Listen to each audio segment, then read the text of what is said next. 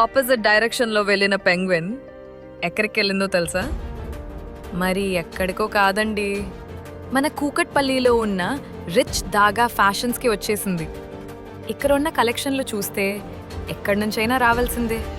Men's మరియు women's కోసం ప్రత్యేక కలెక్షన్లు, ఎన్నో ఆఫర్లు, మరెన్నో కొత్త కలెక్షన్లు.